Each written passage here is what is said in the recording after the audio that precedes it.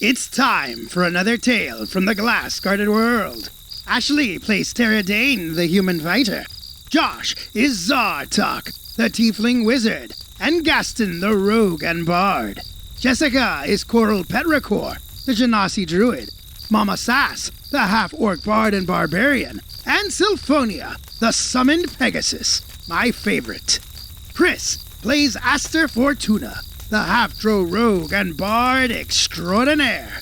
Last time, the heroes flew up to the Moonstone to visit Mun the Immortal.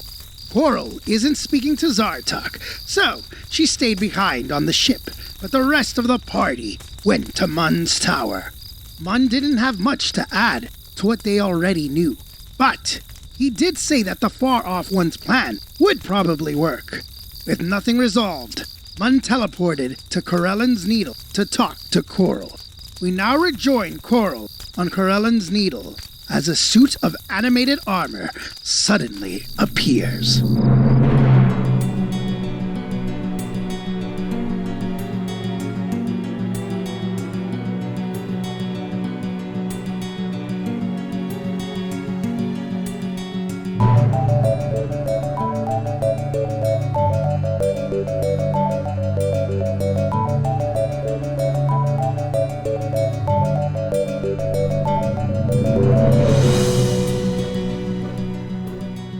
Coral, you're in Corellon's Needle. Where are you? Are you in the main cabin?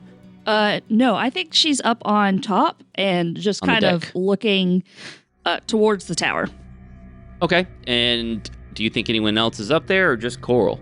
I don't know, probably just Coral. I guess Gaston's on the ship, so he can decide if he's up there, but she would not have asked anybody to come up there.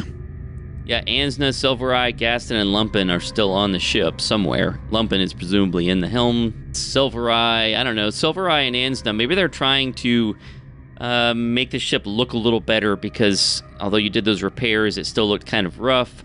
I don't know what Gaston's doing. What's Gaston doing? He's probably supervising their efforts. Ah, okay. Yeah. So maybe they're painting on the side of the ship or something. And what is Coral doing? She's just looking at the tower? Just looking at the tower, thinking.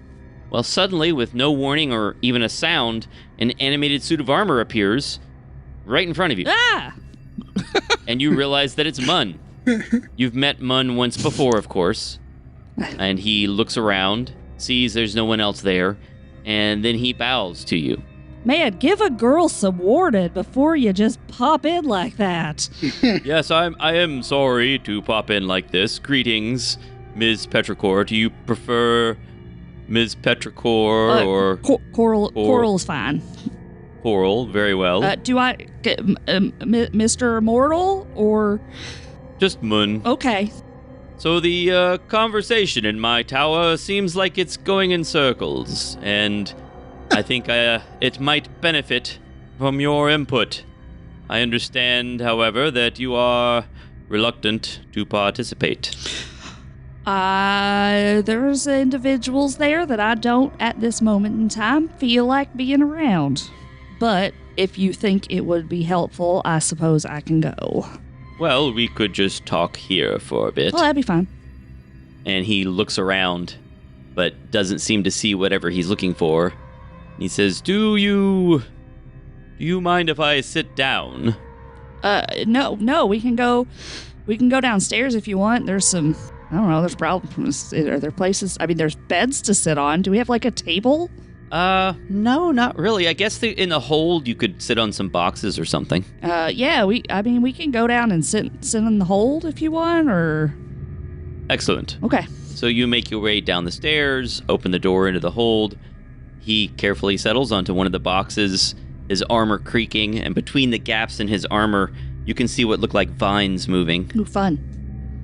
And he looks at you and he tilts his head. And he says, Forgive me for asking such an impertinent question, Ms. Petrichor. Oh, I'm sorry, Coral. But how old are you? 18? 19? I don't know. I'm somewhere around there. I kind of lost track. I understand. It wasn't important for a while. That must be very difficult. You're traveling the world, the universe, even, with a group that might turn out to be legendary heroes. That is a heavy burden for someone your age to bear. I hadn't really thought of it like that. I was just, trying to help out as best I can. Well, you do seem like a very capable person, and I'm sure you know what you're doing. I don't know that I would go that far. Well, I want to make sure you understand that you're not required to do this. There is a world below us with a lot to offer, and people who would benefit from your presence. You are not obligated to continue on whatever this quest is, and you should consider that it could end in your death. I'm aware. I've dealt with a lot of death. I know. Well, I thought you might say that, but I thought it was important to point it out in case you'd not thought about it. Very well then. Can you help me understand the source of this tension between you and Zartok? It has to do with the far-off one, I understand. Oh yeah, Zartok thinks it would be okay if I was dead. Could you elaborate, please? Well, so we went to the far-off one and talked to her, and after, she... we had our conversation, we were sleeping, and I woke up, felt like somebody was over me, and then I heard her door close. I went and looked in the window, and I see her and I guess her two sisters. I've never seen her two sisters, but I assume it was her sisters. And they got a length of thread, and one of them goes to cut it, and it hurts.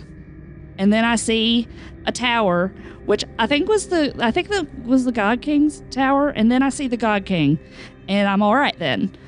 So I think she tried to kill me, and Zartok thinks that it probably would have been fine if it happened. Mun listens very carefully. You survived, obviously, this thread cutting that hurt. Yes? Yes. Would you mind if I cast a couple spells to check something? It won't affect you in any way, but the rituals will take a while. Can I roll an insight check? She doesn't really know Mun, and while Jessica trusts him, I feel like I need to do something for Coral. Sure. That's a natural 20 plus 4, 24. He seems intensely curious in an academic kind of way, and he genuinely does not intend to hurt you. Yeah. Sure, go ahead. I'm curious too. All right, he produces 4 ivory strips and some incense from somewhere. And he lights the incense, lays it atop the ivory strips, and begins casting something. Let's cut back to the rest of the crew that is waiting in Mun's tower. So back in the tower, you're in this meeting room. Mun has just disappeared. The rag golem stepped back up to you, gesturing toward your drinks, apparently asking if you want a refill. Yeah, that'd be great. All right. Anyone else want a refill? Yeah, I wouldn't mind a refill. All right, so Mama Sass and Aster have their drinks refilled. What is everyone talking about, if anything, or is there just uncomfortable silence? Well, real quick, it wasn't last episode that I summoned Symphonia, right? So she's in the ship somewhere in the hall? I guess she's back on the ship. Yeah. Okay. I forgot about that. Yeah, I suppose she's up on the deck, or maybe just flying around. I don't know. Yeah. I mean, you could have walked with her to the tower, but you can't take her in the tower. Yeah, so I think I'll leave. We'll say she's in the ship. Okay. So, after talking to Mun a little bit, Zartok, Terra, Mama Sass, what are you guys thinking? It seems more and more like the only real logical choice is the plan that Zartok has conveyed to us from the far-off one. I just don't know what else we can do to really save this world. We're trying to be heroes, but this is beyond individuals. Tara was all ready to escort Mun to the ship, and when he just kind of disappeared, she slumped back into her chair, and she's just kind of staring at her still full glass. I mean, I asked her, I always thought it was a decent idea and everything. I just don't want it to have some bad effects, and then we go from heroes to zeros. The great, corruptors, making something worse, I guess. Ooh, I kind of like that. That might be a good band name. The Great Corruptors. It would be a great band name, but maybe not a great reputation. Oh, no, it's not good for that. Zartok, what are you thinking after this? I know you were going to make your decision to leave. Where are you at right now? Well, let me review my list here. So Zartok pulls out his little diary, and you guys can't see it, but he's got on one page of the book, he's got pros. And on the other page of the book, he's got cons. And the pros list is very long. Like pros to leaving the Glass Guardians. Save the world. Blah, blah, blah, blah. There's a long list. And on the con side, there's just one thing. Cons to leaving the Glass Guardians. It says, feel lonely again. And then he goes, well, it's awfully close, but I think it would be really, really good if you guys could see this my way. But I think it's the right thing to do. And he shuts his little diary before anyone sees it. Puts it away sneakily. I'm willing if everybody's on board. And I don't know where Mun went. So I don't know if he was like, it was too much for him and he was like, I gotta go. He went to talk to Coral. That's what he said. But is he trying to explain to her like the situation, or is he trying to get her on board to this plan? I haven't got a clue what's going on in the workings of Mun's mind. Well, if he can convince her, I'm more than happy to. I don't know. I am hesitant to this plan, but it seems like the only solution. And I don't want to lose you, Zartok. You're part of this family, part of this crew. I don't know that Mun's on a side to convince anyone of anything. I think he just wants to find more out. He just wanted to talk to Coral, I guess. I mean, and he gave us the whole option of just moving the glass world somewhere else, but I feel like I've met a lot of people in this world, and I feel like I don't really want to particularly just abandon it. Agreed. I mean, I'll use this stupid wand if we get it from Lavarian. I mean, I probably can't use it. Not great with magical things, but I would volunteer myself as tribute. To use it for eternity to continually keep the world cool? Sure, why not? Could it be worse than what I've been doing? Yeah, we would have to fight Lavarian and his armies, which I'm okay with. If we decide to do the far-off one plan, just spitballing, Zartok, you would be willing, though, to come with us to save our dear friend Gerlos before we do the far-off ones thing? I don't know, mate. I mean, I've worked with you so long. I know what it means when we go and do something else. It ends up being a something else, and then another something else. You know. So I suppose we could do one last thing, and we could bring Gerlos back, so that way Gerlos can help me with my ship. Oh, that's a good point. Hunter looks squarely at Zartok. Well, just to do the whole far off one plan, you'd have to figure out a way to get back to the God Mountain anyway. Yeah. I hate it when you look at me like that. I prefer you look at me roundly or triangly. But this squareless shaped look is just awful. Makes me really scared. Yeah, we would have to figure out that, wouldn't we? Yeah, we would figure it out. We're a resourceful bunch. Insight check. Is he nervous? Why is he acting like that? Zartok stands up and points at Aster and says, "You fail. You fail your insight check." And he sits I don't know. down. Does Aster think he seems nervous? It looked like Josh seemed nervous. If you're If you're using a portent roll, don't use it on Aster. Yeah, It's right. not worth it. He's got a high passive insight. All right, since Chris really wants this PvP, let's go. All right. All right. Roll Let's off. go. Okay. It was like, If you want to use your, I guess he has a high passive. I'm not sure how the portent works. If he rolls and you replace it with a portent, does the? I don't think he's gonna beat me. it was all right. Here's how this dice was. The die was sitting on that natural 20, and then it just flopped over to an 8. So that's a 10. Do you want to use your portent on me? No, I think Zartok standing up awkwardly and telling you failed your insight check accurately sums up that 10. Well, I rolled a 15 plus 12, so 27. He's definitely not telling you something. Huh. Well, I wouldn't know enough to know what he's keeping, but it's weird that he's acting squirrely.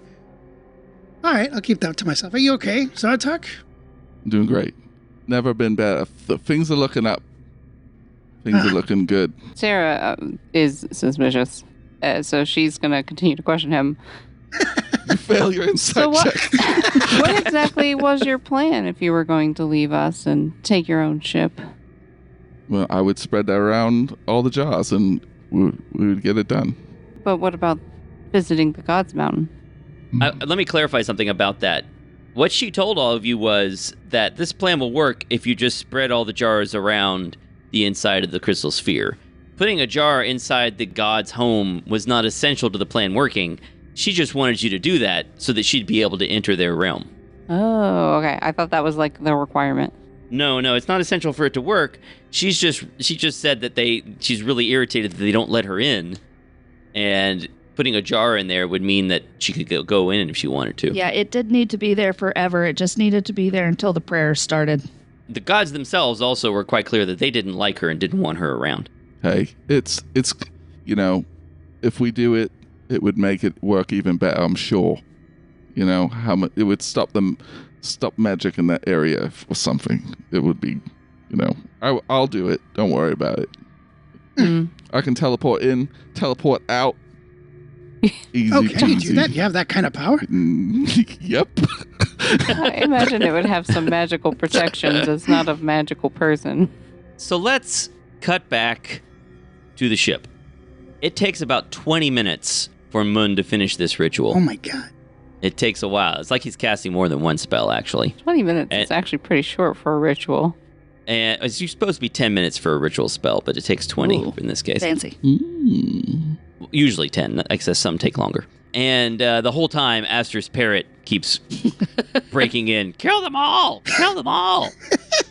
Mun, at the end of this ritual, extends his hand towards Coral, palms facing outward. And he bows his head downward, apparently concentrating, and then quickly lowers his hands and raises his head. Well, that's not what I was expecting. What'd you see? You, Ms. Petrichor, I'm sorry, Coral, you are a god. What? A very minor one, to be sure, but a god nonetheless. I'm sorry. Could you say that again? Let's go back to the tower. Back in the tower, the golems have just filed out of the room through two of the doors. A short while later, they come back with platters loaded with cold cuts of meat, bread, vegetables, and condiments. Several more come in carrying nothing at all, and they form a pyramid, and the other golems climb up them to place the platters on the table. That's cool.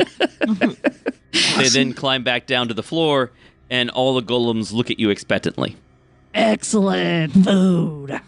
Mun knows how to take care of his guests. Mama Sass goes and makes herself a sandwich. Okay. I just take a few slices of cold cuts to eat with my drink. All right. Zartok, one of the golems pulls on the hem of your robes and points up at the table. Does he want me to? What does he want? Insight check. Okay. Go ahead, roll. Oh, I was only half serious, but okay. I want to roll it. All right. Oh my gosh, 13. It's better. 13. You're not quite sure, but you think probably he's trying to tell you something about what's on the table. Okay. Nice. Maybe he's concerned that you wouldn't figure it out because you weren't eating anything. Yeah. What's the vegetarian spread look like? There are some peppers and onions sliced up in sort of a mix there with some dips. Oh, dips. Okay. Yeah. Is Zartok a vegetarian? Because this is news. Zartok's going crazy on some dips. Zartok's into some dips. Another one pulls on Tara's armor, points at the table. Thanks. You don't eat anything? No, Tara's not going to eat anything. The golem mimes putting its hand up to its face. This is really good, Tara. Mm. It's incredibly rude to start eating when not everyone's seated at the table. I think these things are dangerously cute, and I think that they show their personality when Mun leaves, which is even more worrisome. The golem steps away from you. Any other important conversations going on over here, or is everybody just eating? I'm just eating my fill over here Eating is a good way to avoid conversation. in awkward silence. Back to the ship. So Mun says, I have a theory, but Tell me again exactly what happened with the God King. The whole thing or the end of the thing?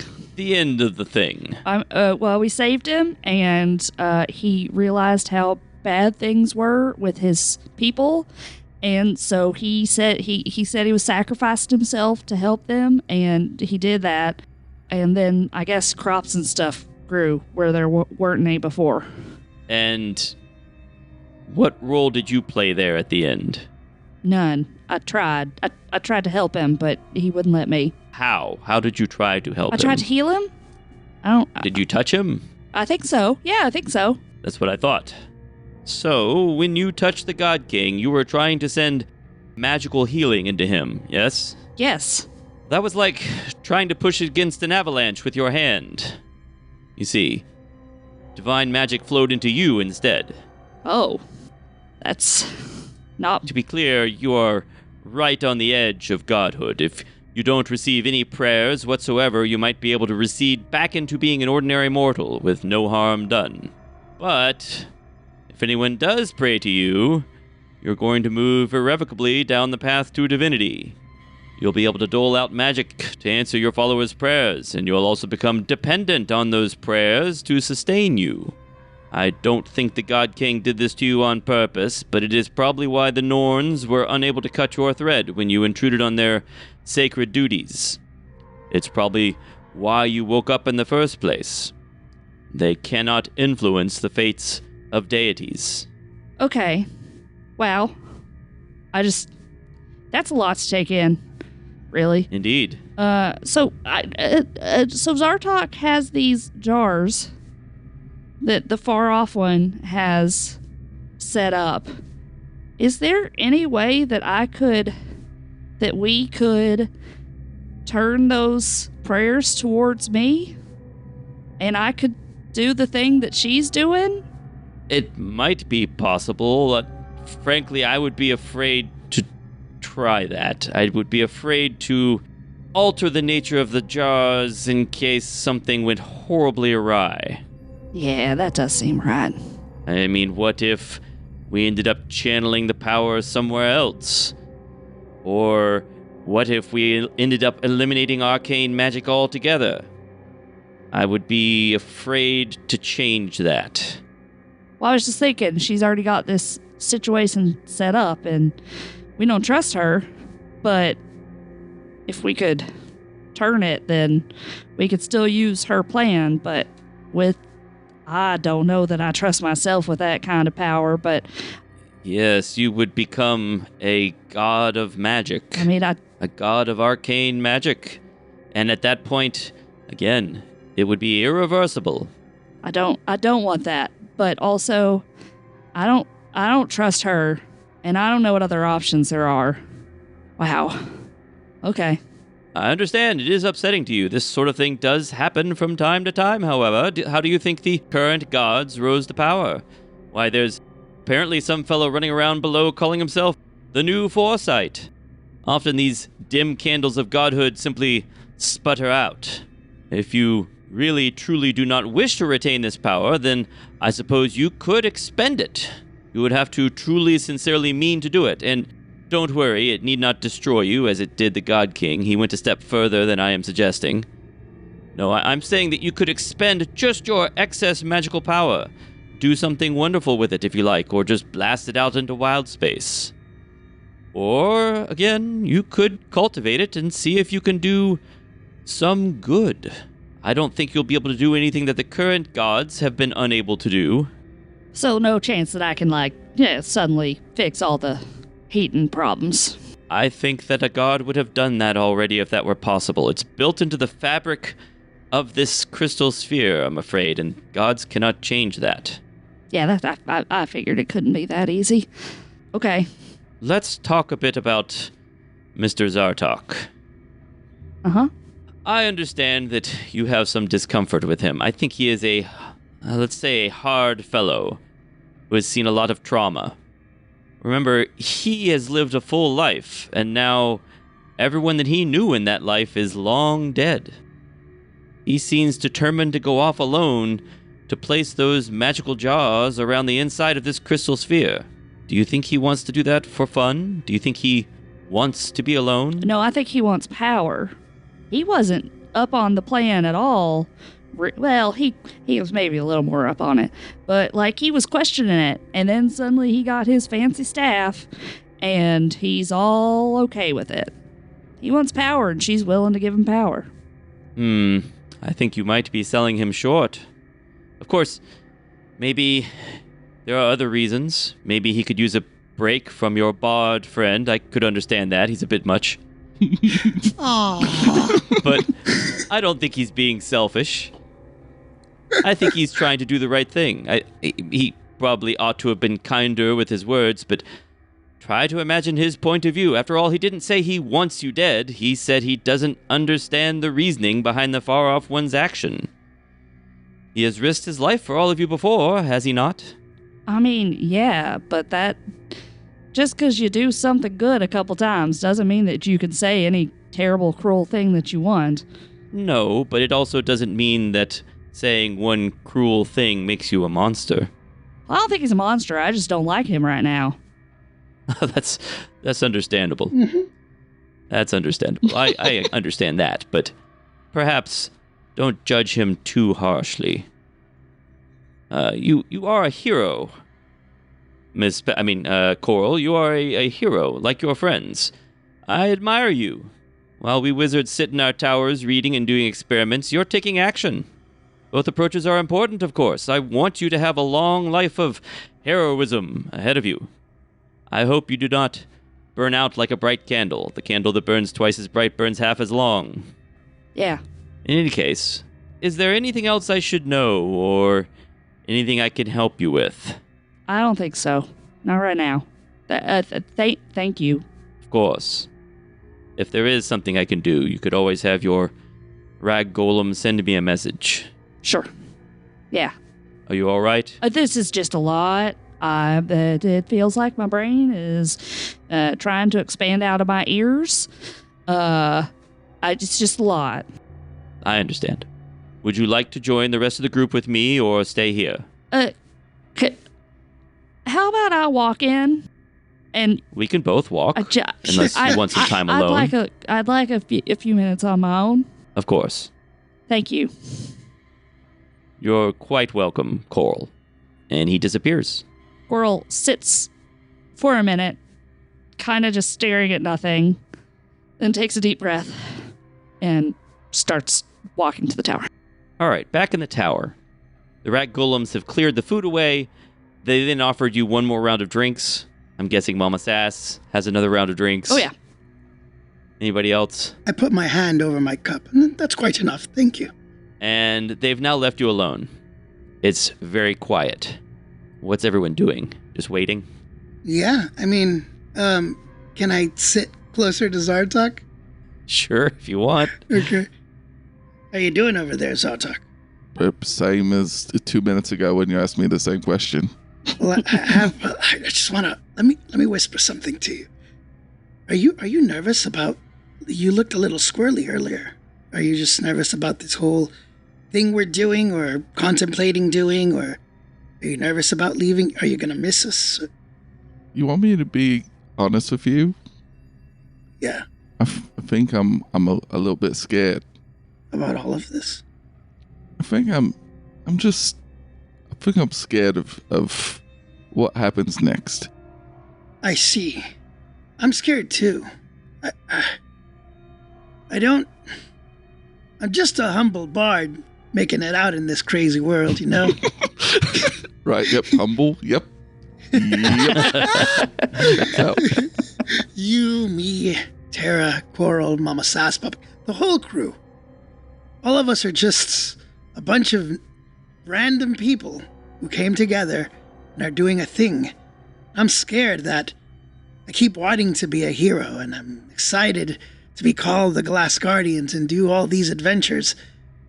But this is real life, and whatever decision we make could turn this world into even more of a dangerous place than it already is, and that would be caused by whatever decision we make. And I feel like that's a lot to ask. Nobody's. So I'm scared I about don't, making the wrong choice. I don't think you're right about it at all. I mean, nobody's. It's not true. I mean, we were fated to be here. You all received messages from Foresight in the jar, which just so happened to be flawed enough that you could receive the messages. I just so happened to be frozen in a ship, and we just so happened to stumble upon Coral. None of this could have happened by chance. We're all quite strong and powerful, so the odds of us coming together is just astronomical. This is fated to be. At that moment, Mun suddenly reappears. Holy cow! Tara, who was pacing at the end of the table, stops pacing and looks at Mun and goes, "Where's Coral?" She should be here shortly. She's walking. That was enlightening. I will leave it to her to explain our discoveries if she feels comfortable doing so. You all have things to talk about. Huh. Are there any questions I can answer about anything else before I get back to my experiments? What are you experimenting? Well, thank you for expressing an interest. I am working on a backup for my backup, and I think I might do some research into how those jaws might work. I'm curious about them now that I've seen them. I'm also collecting information about Nyogi comings and goings in this system, though that project will take a while to complete. That reminds me, if you do go gallivanting around this solar system and find any Nyogi hideouts or learn anything about their schedules or routes, do let me know.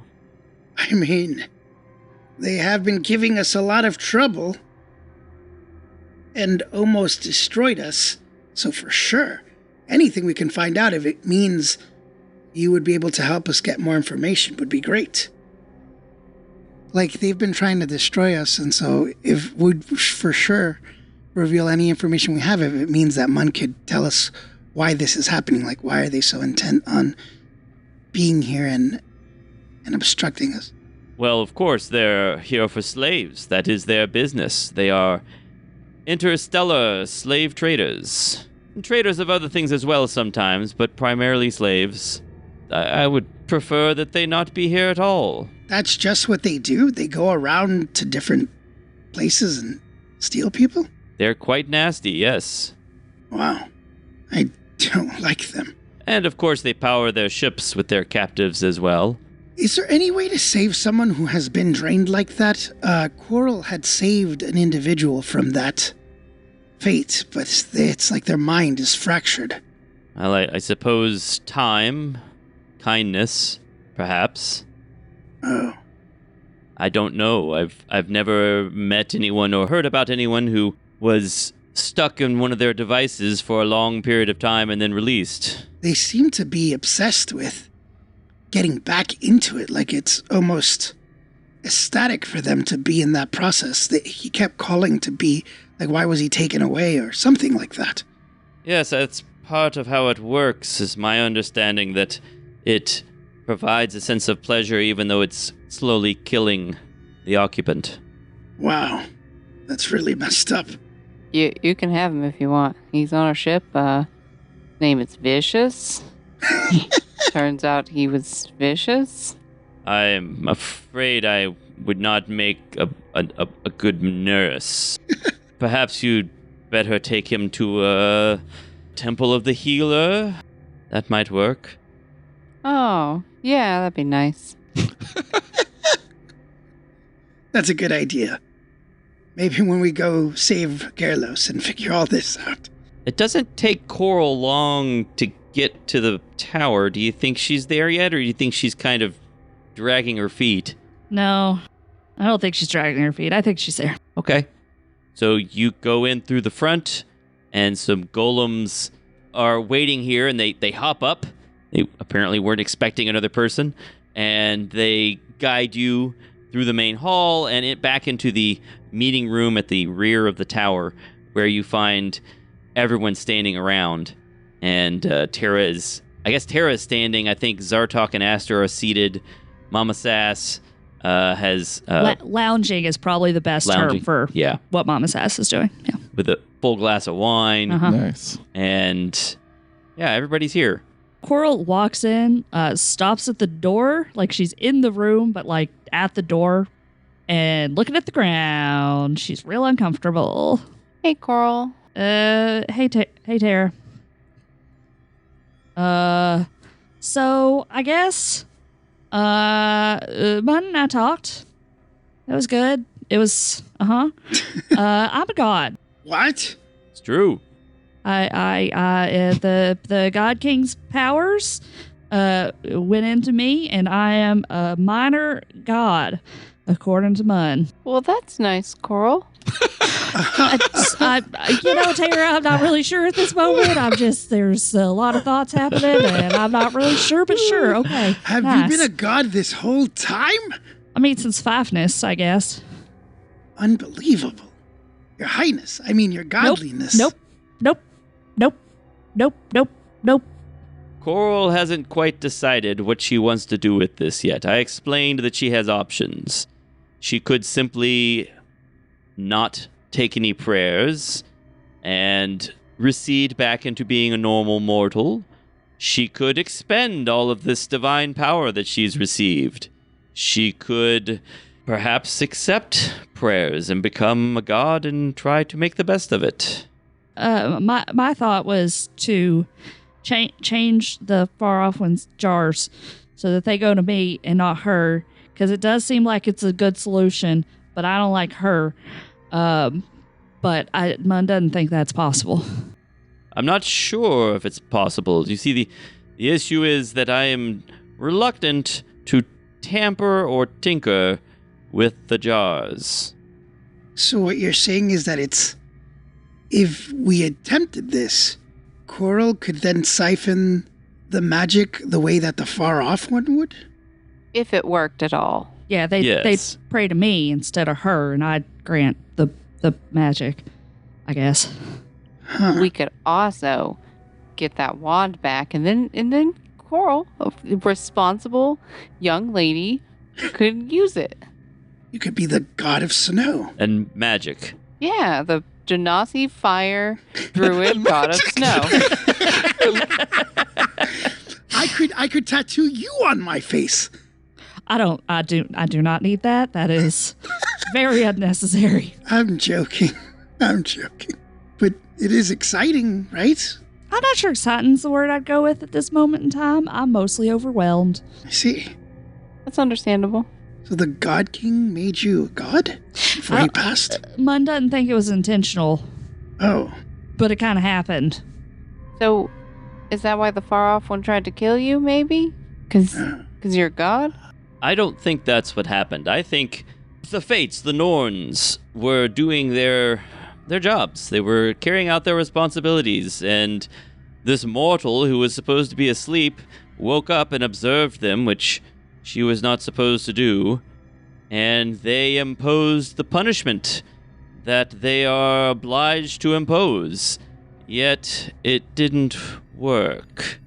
So they weren't intentionally trying to do anything to Coral? She just saw something bad? They thought that she was immortal, and they were trying to kill her because mortals are not supposed to see such things. Oh. I don't know that that's better. It's different. I don't know that it's better. So then the far off one wasn't trying to kill you. Oh, no. No, she They was definitely were. Yeah, for sure trying to kill me, but not for the reasons that we thought. Yeah. So not because you were contrary to her plan or anything, just because you happened to see something that you weren't supposed to see. Yeah. And who are the Norns? Are they like the far off one's sisters or something? Well, the three of them together, assuming that I'm interpreting what Coral saw correctly, the three of them together are responsible for cutting the threads of fate. When a mortal has reached the end of their life, they sever their thread and that life ends. Whether they are responsible for determining that end point or simply responding to an end point, I do not know. Wow. Well, I'm glad they failed. I was not aware that the far-off one was one of these fates, but I suppose it makes sense. If she has two sisters. Wouldn't that cause chaos for one sister to have all that power while the other two do not? I'm not familiar with their arrangement. Huh. I mean, they were all three there, so, they were all three participating. One of them held the scissors, but they was all there. Yeah, there was one that was like working at a spinning wheel, and one that was doling out the thread, and one with scissors. Huh. So what do you think, Coral? Well, I have no idea what I think at this moment in time, but I did have an idea before Mun dropped this particular piece of information on me. What if we teamed up with Laverian to go and fight the Neogi, and with the intent that he give us the wand afterwards? I don't trust him. Well, I don't either, but maybe there's a contract or something we could do. I don't trust that we would get close enough to him to make that deal, to be honest. I mean, we could try. I just, and then, yeah, if it works, it'd work. I don't know that the wand's going to help us either, but I guess it's this or take those jars, which I still don't feel great about, but I still don't feel great about it. She glances in the direction of Zartok. I feel better about it. It's not that the far off one was explicitly trying to kill you, Coral. If you just woke up and they had some secret that they have to protect. Oh yeah, that's fine. It's not great, but okay. But it's what she does in the aftermath that I worry about. Like what she do after she gets all this massive amounts of power. She allows people to cast magic or not. It occurs to me that there's another deal you could make with her that might be helpful to you. Or perhaps make the deal with Coral. Yes, this might work. And I'll tell you his plan off air. Oh. Oh. That's not what I expected that sentence to end with. And we'll maybe end the episode there. Okay. All right. Well, Trixie. This is like when in a TV show, two characters start whispering to each other, and they develop a plan that the viewer is not in on, so that the viewer can be surprised later. You know a thing's happening, but you don't know what the thing is. Right. Oh, man. Ooh, that's cool. It's going to make us seem so smart. Mike's just going to give us the ending to the campaign right Unless here. we don't do that plan, and then it's just terrible.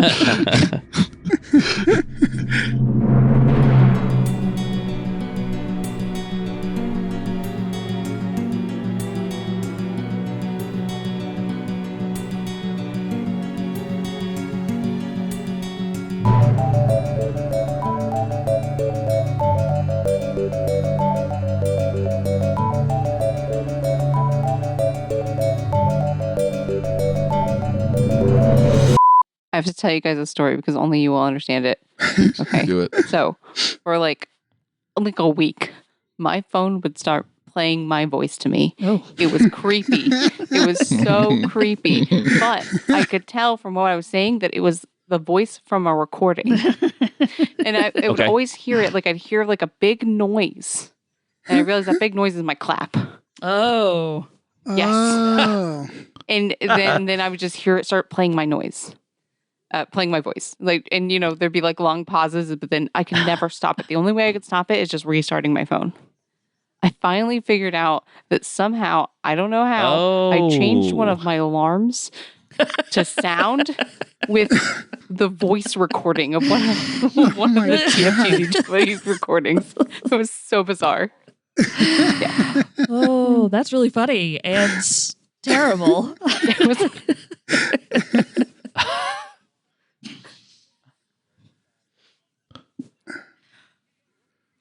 Be really Oh, funny if you're out in that's public and it hilarious. happens. Wow. No, but It it's was cool. mostly just me being like, yeah, oh, did we, Yeah. You're only hearing Yeah, your that's side definitely of not it. what I want Yep. for my Yeah, alarm that's to funny. go off, in class or in office What a or something. horrible prank you Okay, can roll a play on D20. somebody. I've never thought about this before. That's hilarious. Yeah. How did you figure it out? I was holding my phone when my 7 p.m. alarm went off. Yeah. Okay.